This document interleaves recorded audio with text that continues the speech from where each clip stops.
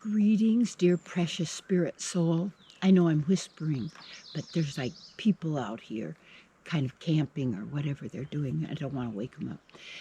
It's great to be up early because then you know how quiet everything is.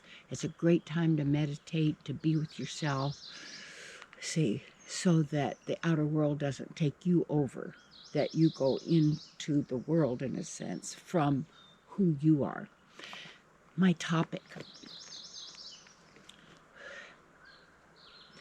who's controlling your money? I want to look at that. Because whoever controls your money controls you.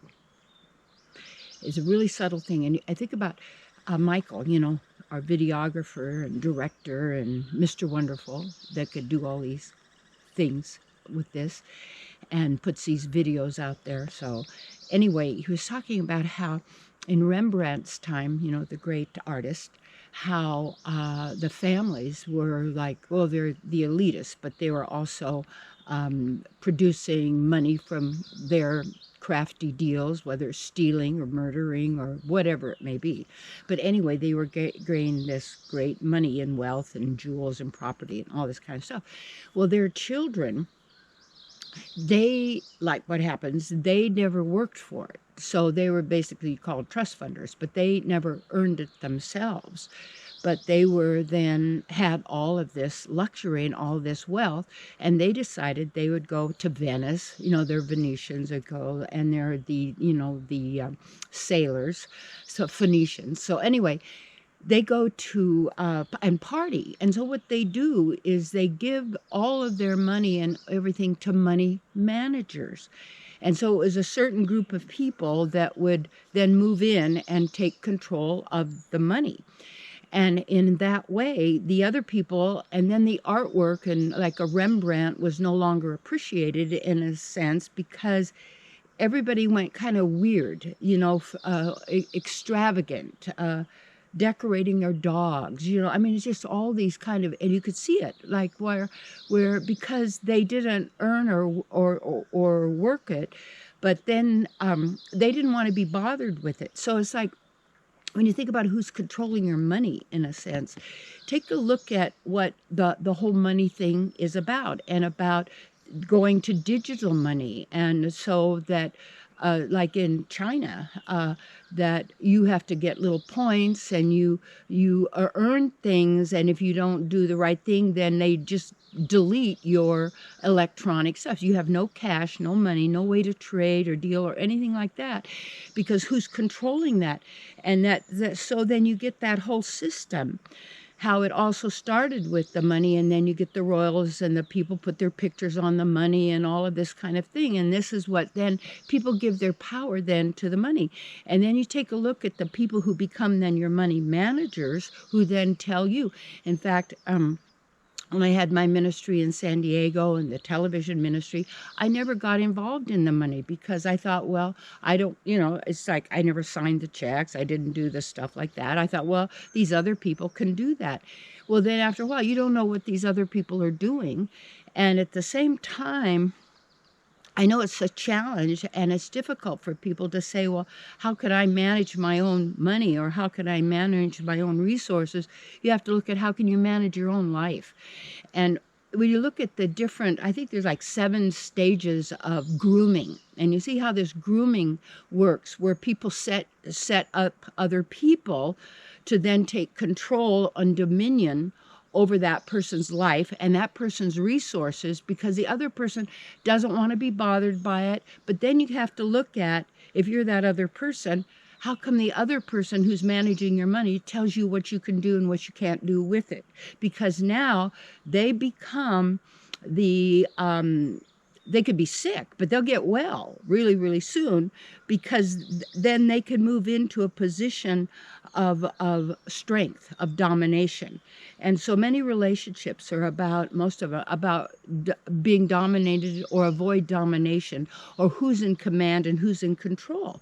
And then what happens is we start betraying ourselves, or we betray the other person, in the sense of we're not trusting our own inner guidance. As most people, we've been taught not to trust our own inner knowing, as if we don't know anything, when actually we know all, is all wisdom and all knowing. And yet what we've done then is give the power to then the mind.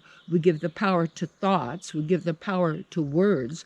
We give the power to laws and rules. We give the power to money. We give the power to someone else or something else outside of who we are. So then the whole idea of the control situation is that is a mind practice, and that you can perceive how people are then controlled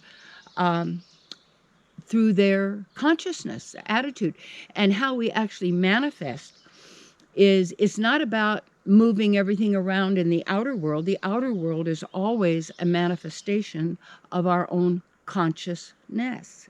See?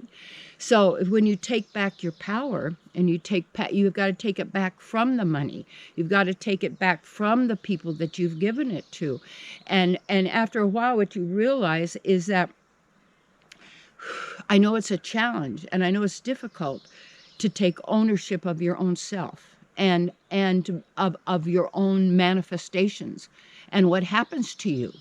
When most people say, well, I don't know if it's what happens to me, and somebody else is in charge, and the government, and the religion, and then the intellectuals, and then the medicine, and then all of these things, when actually life's very simple.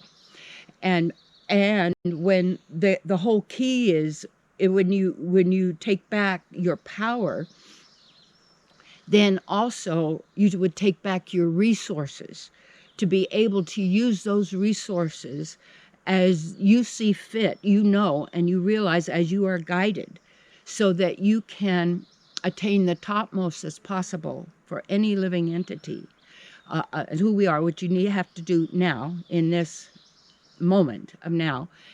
And then you take back all of the powers that you've given to someone else to be your manifester or to be your maintainer or protector.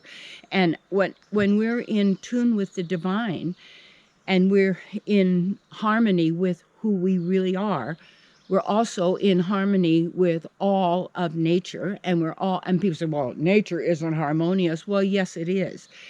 You have to look at it's our consciousness. It isn't about inanimate objects. It's not about animation either.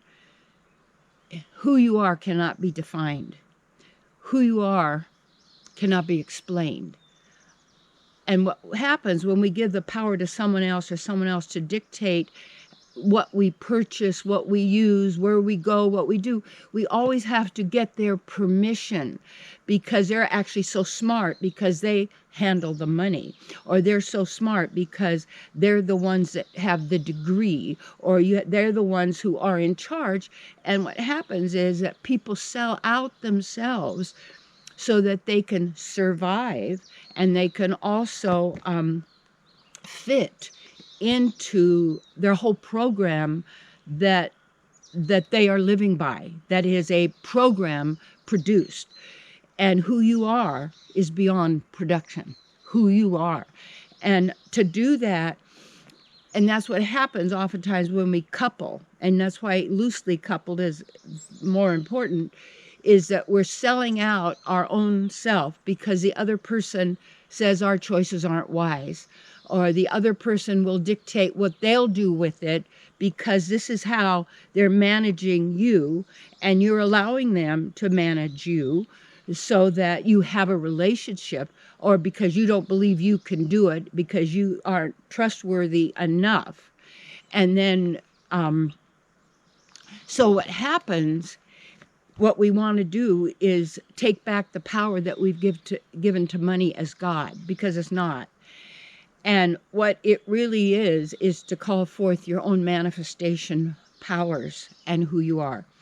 So anyway, that's just a little message, is take back the power that you've been giving to others and to your money and to such. And it's not their fault.